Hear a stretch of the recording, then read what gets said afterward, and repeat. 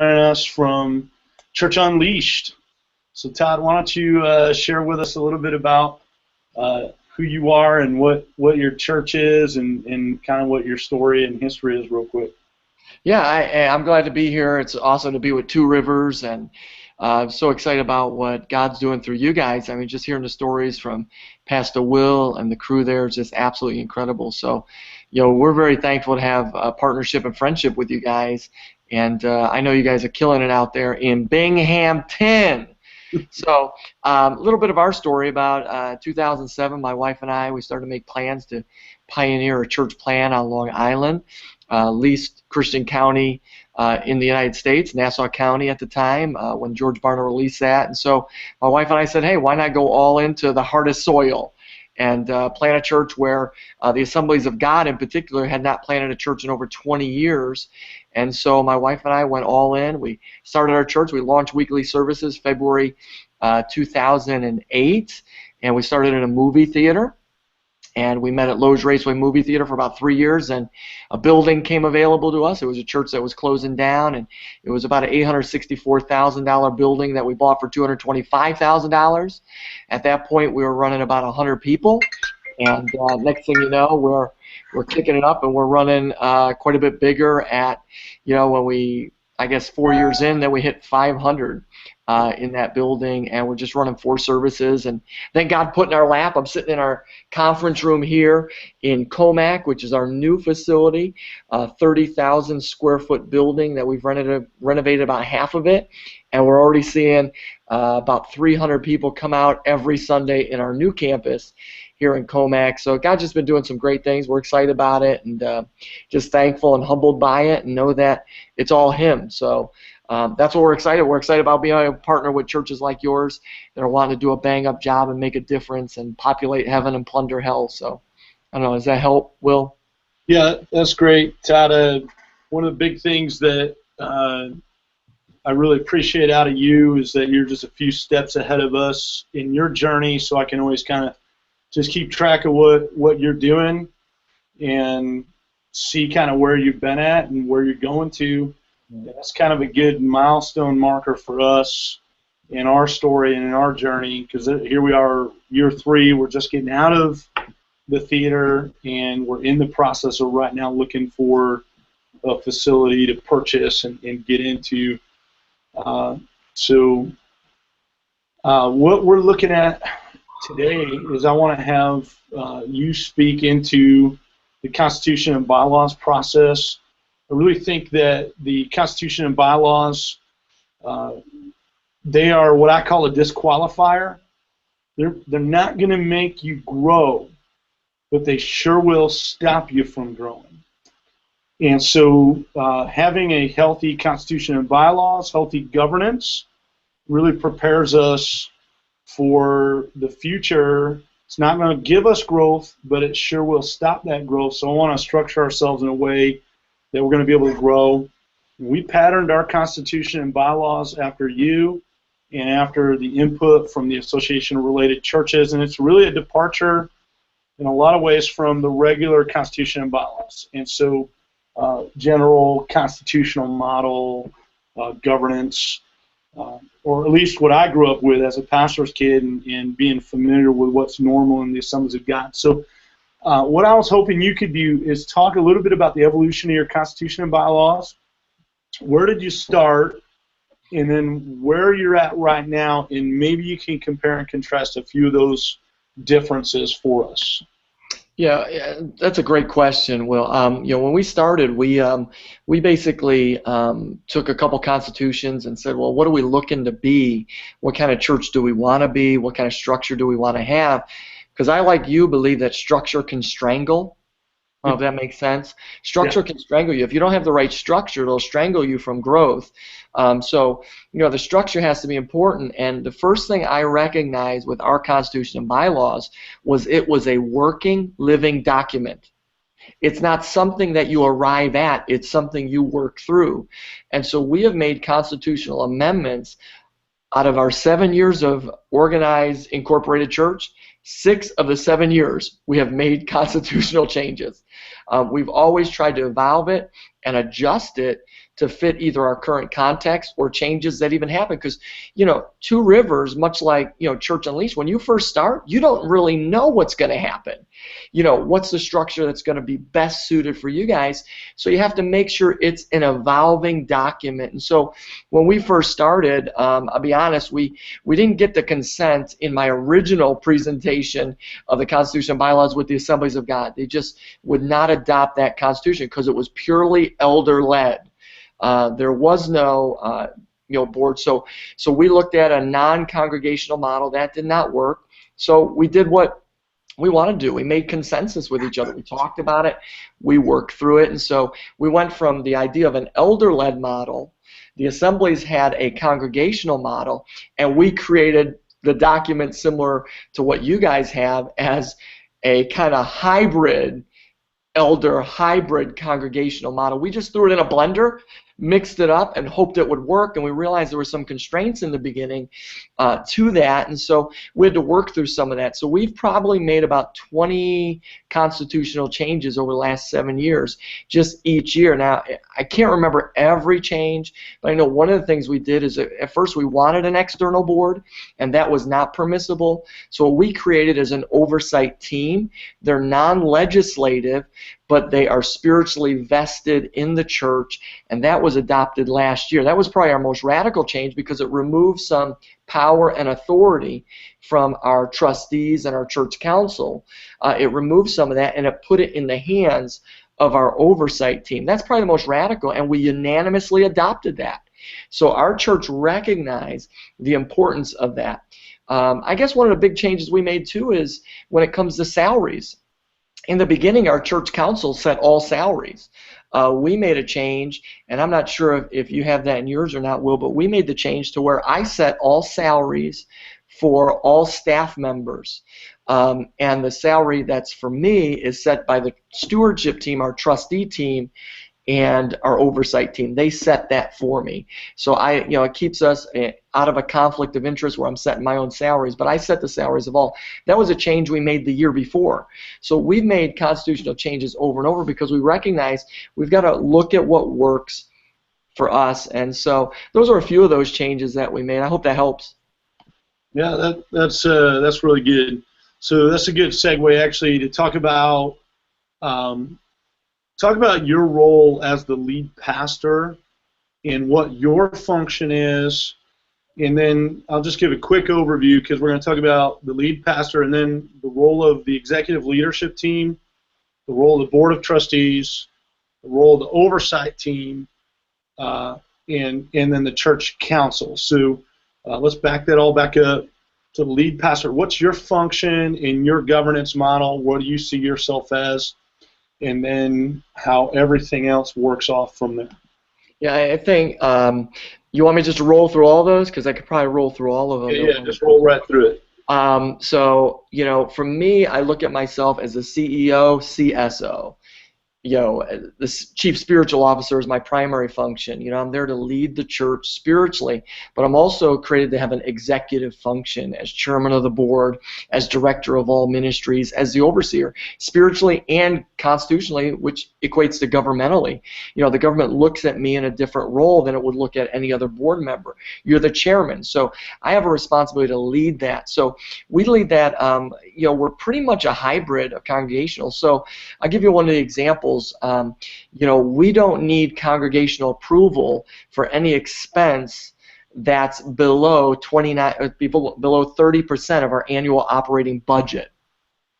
So that's now unique because we've renovated our whole building here. We've spent about $250,000 and got no approval to do it because we didn't need it. It was something that was given to me in our Constitution and bylaws so that I can operate freely and clearly. So my responsibilities are pretty simple. I'm to cast the vision of the church, provide the organizational structure, the accountability to our mission, and to be able to direct the staff to satisfy the mission of our church. When it comes to the meetings. I operate the meetings. I set the agenda, for our church council meetings, which we all do together. I can explain that in a little bit, but we do that together. That's my function, is really reporting to our church council what we're doing, and the church council's main responsibility is to keep me accountable to our vision, our goals, and to help us with that.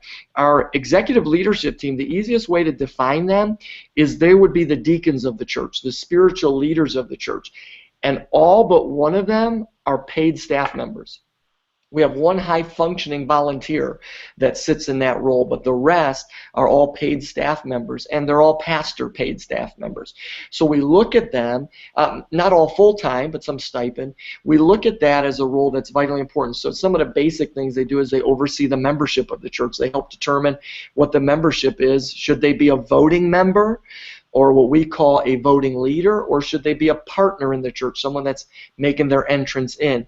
They also are responsible for setting the church budget, working with me to create the budget for the church. They're responsible for discipline within the church. That's on the executive leadership team.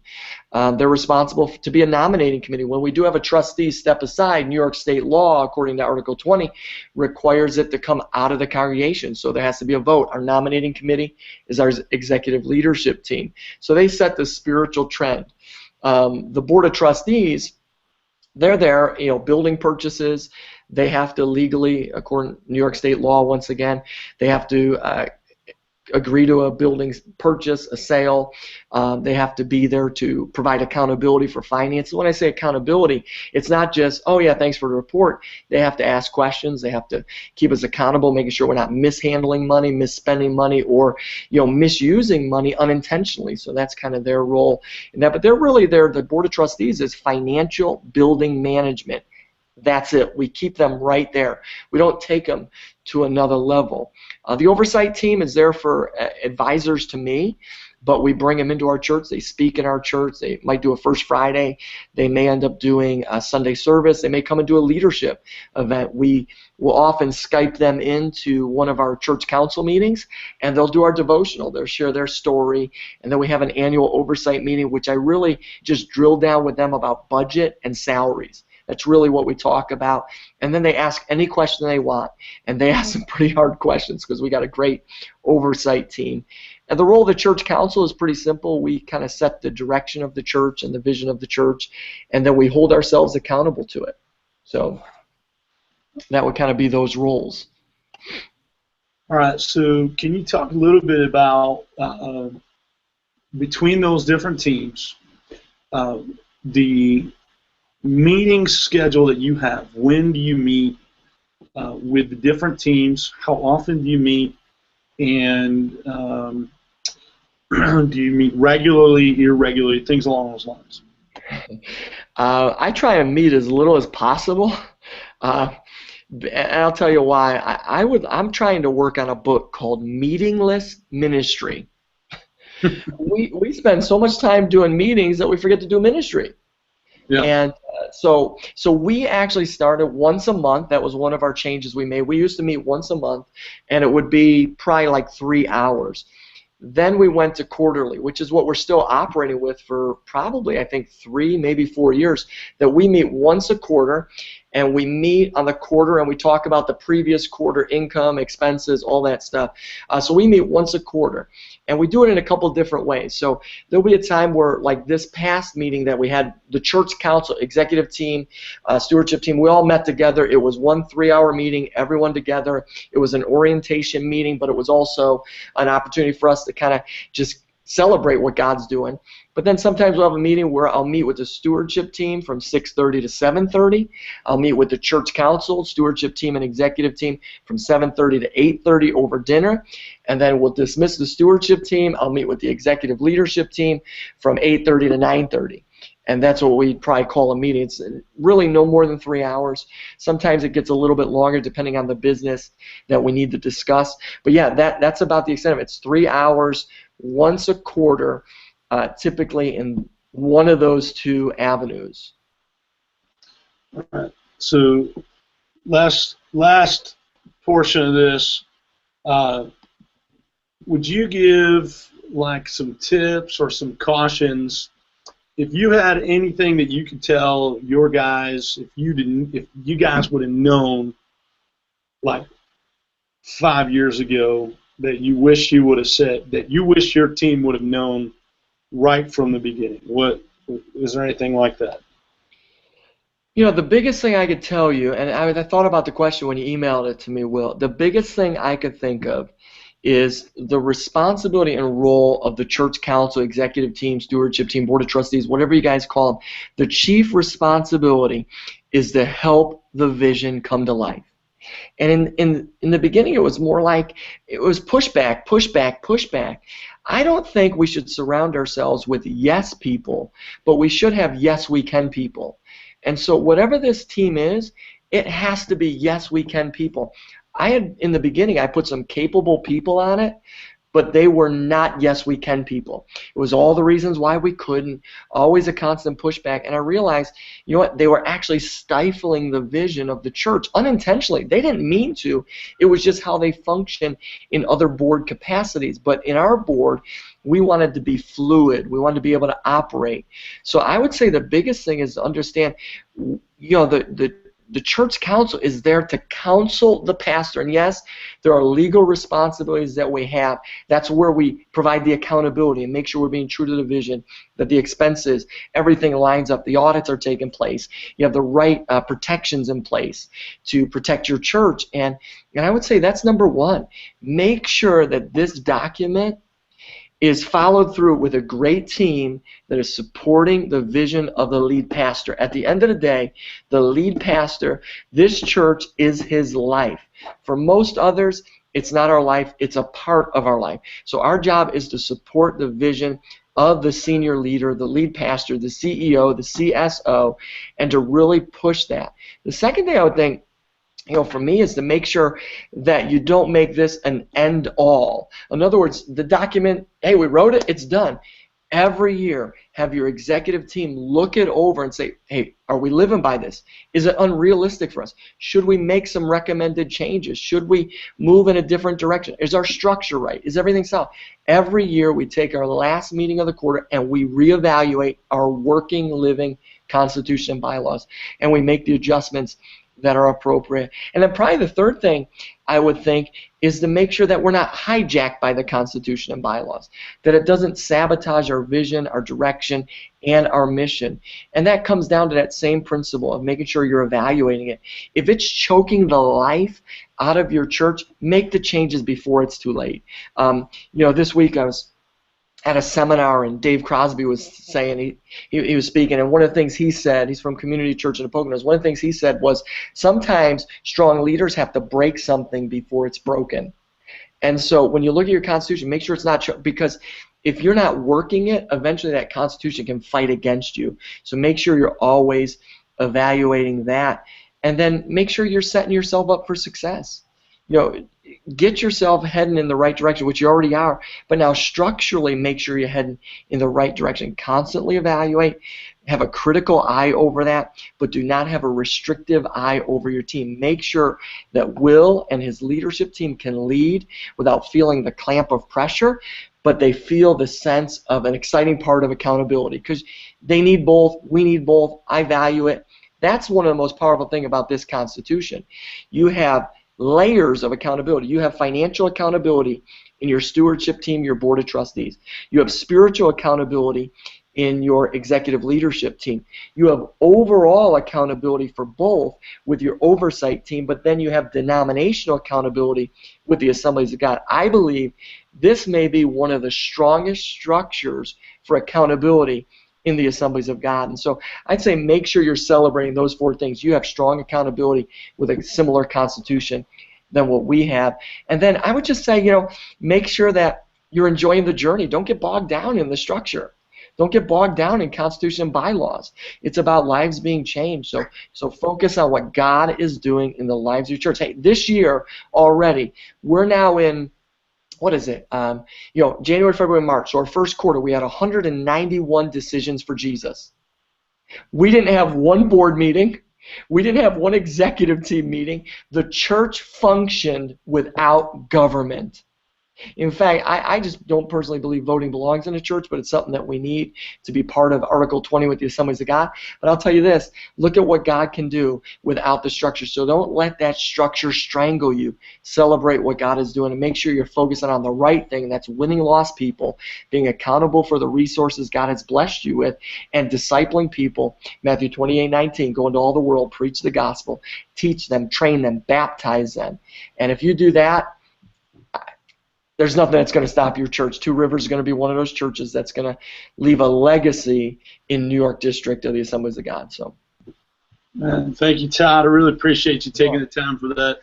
That's one of the things I like to say is structure is like your bones. If you happen to see it, something is really wrong. Everything should be just functioning without having to see that. It's a bad deal. So, man, I appreciate you taking time out of your day, investing in a younger church planter in the next generation. And, man, my hat's off to you guys and everything that you're doing there. I'm cheering for you guys, and I want to see God's blessing. Hope dealer all day. So get it done, man. Keep up the great work. Thank you. Thank you.